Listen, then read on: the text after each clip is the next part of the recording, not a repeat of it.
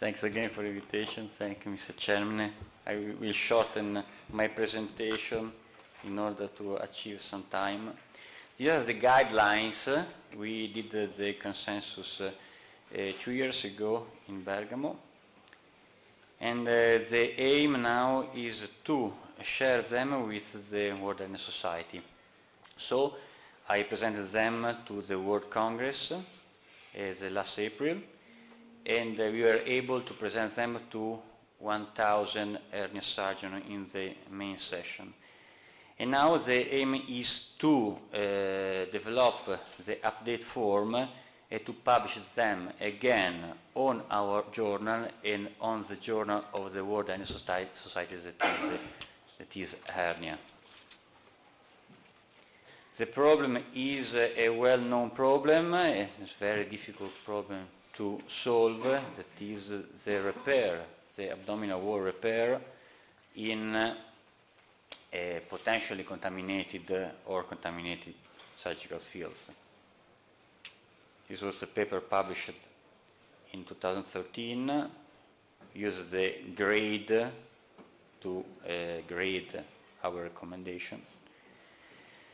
And the statement that we develop and we share with the hernia surgeon is that for the time of the intervention with the grade of recommendation 1C, patient should undergo emergency hernia repair immediately when an intestinal strangulation is suspected. And this is very well motivated also by recent researchers in terms of an excessive mortality in patients that delay the operation. You can use all the parameters of SIRS and all the findings that we can have at the CT scan to predict the bowel strangulation, again with the 1C recommendation. And this was also appreciated by the hernia surgeons, that is the laparoscopic approach is feasible both for ventral and groin hernia with a grade 1C recommendation. And we have many series about the TAP and the TAPP repair in these cases. What about the quality of the surgical field? If we have a clean surgical field, the prosthetic repair is recommended. And this is with a strong recommendation with a grade 1A. And the increased likelihood of the surgical site infection is an additive risk for this repair, and you have to tell it to the patient. In case of potentially contaminated surgical field, so for patients with intestinal strangulation and or concurrent bowel recession, the guidelines recommend direct suture, but synthetic mesh repair may be performed. Unfortunately, up to now, we have not a strong recommendation for the use of biological meshes for the lack of data in literature, so all this recommendation is a 2C. And this is one of the last meta-analysis about the mesh repair, non-mesh repair for strangulated hernia. And again, the mesh repair technique is a good option, giving an acceptable wound infection rate.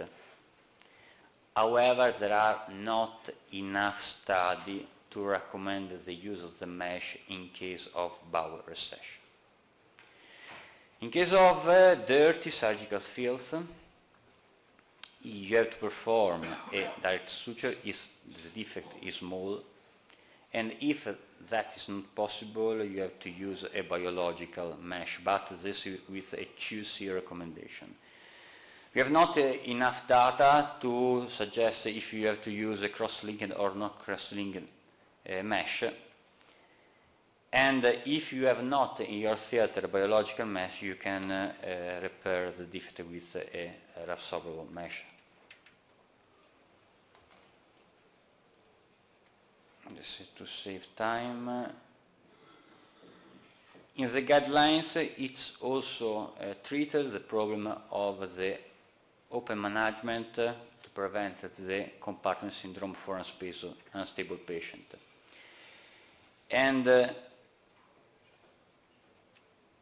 recommendation is to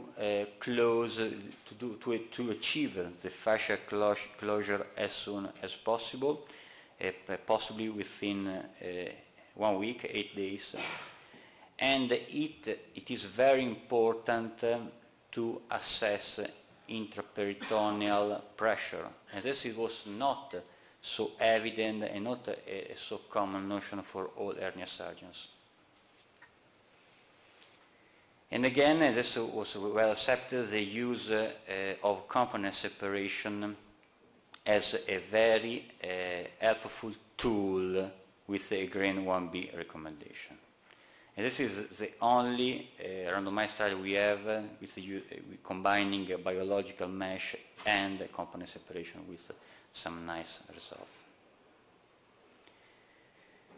The deferred closures must be considered with a 1C recommendation and has to be stated and put in mind in every case.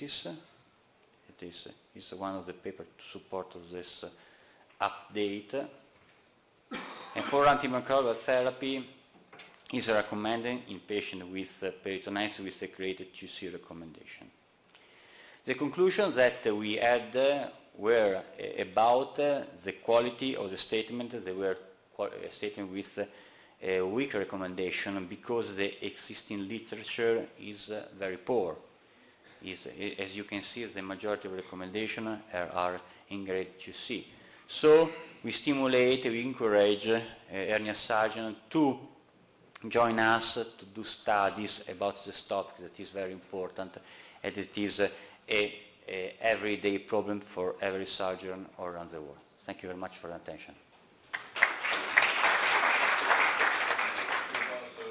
Great, well within time. So that's absolutely one place for one question. It's obvious that you don't have much evidence, and it's only that most of it is 1C or 2 level 2 evidence. So what would you suggest to do as a first trial? It's very difficult. For example, you ideate the fantastic randomized trial, STAR trial with the Stratis, and it was very difficult to enroll, even if with your trial there were money for each patient you were able to enroll. So there is a sort of big organizational problem, and probably we can face this lack using other tools such as registries.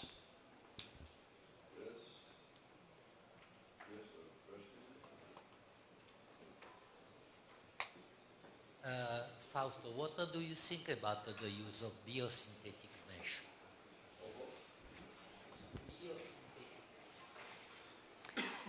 We have no data. At the Milan Congress, the main lecture was done from an hernia surgeon for Kelly LeBlanc from Louisiana, and the report was of 2 or 3 cases. So we need evidence and we need more data about bioactive meshes. In spite of all the study on the biologic meshes, there is still not any real evidence, and they are very expensive, so they're looking now for different meshes instead of biologic meshes. They are so expensive. Okay, well, thank you very much.